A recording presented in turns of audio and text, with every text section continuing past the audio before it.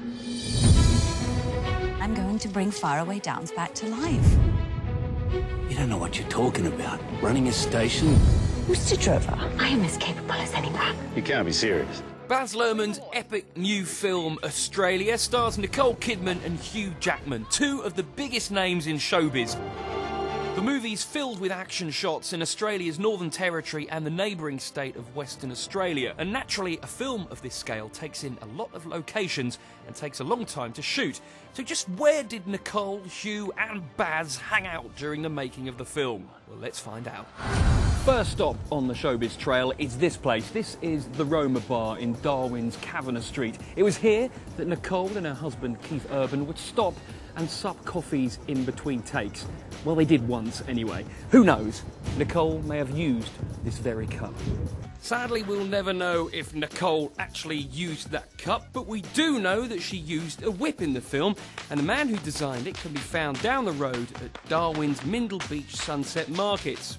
Well, we wanted to make whips that were very special, very easy to crack, technically correct in all respects, including the length of the handle, the length of the thong, so it fitted the character. For example, we wanted a really easy whip to crack for Nicole because that's, you know, what you want to do, make something really good for the lady.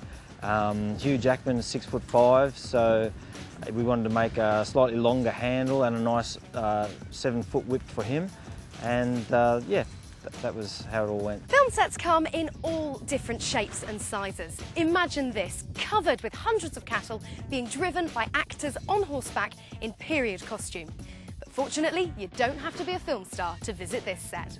Yes, anyone can enjoy the experience that Nicole had just after she'd finished filming when she took a helicopter ride over the spectacular Kakadu National Park in the Northern Territory. This is so cool. The girls, seriously, tie your hair back. And it's this spectacular landscape that caught Baz's imagination. And if you head into Western Australia, you'll start to see some familiar locations. Behind me here are the Coburn Ranges, and it's on this very spot that Baz Luhrmann was awestruck and inspired to make much of the movie right here. And that's why they call this place Luhrmann's Lookout. It's located at the Home Valley Station just outside of Kununurra, and down the road from there is the El Questro Wilderness Park, which also saw plenty of film action. I know the film's going to be absolutely magnificent because I saw the action scenes. The cattle come from here, from El Questro.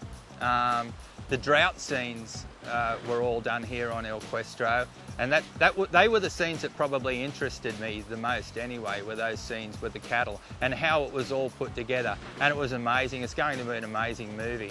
Everywhere you look around here, you're confronted with places that were featured in the movie. For example, behind me here is where Nicole Kidman in the film crosses the river in her vintage car. The locals have even taken to calling it Kidman Crossing. And there she is now. We are in the presence of yet another film star. This place here, this is Stokes Hill Wharf. You'll see it right at the end of the film where the Japanese bombers come over and bomb Darwin.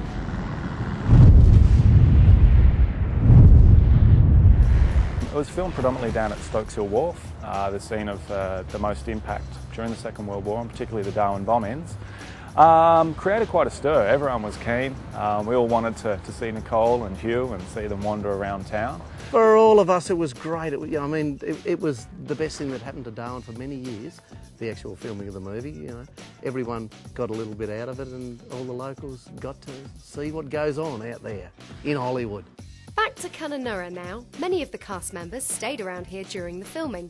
For example, Nicole was often seen out for an early morning jog, and Baz Luhrmann left a more lasting legacy on the town.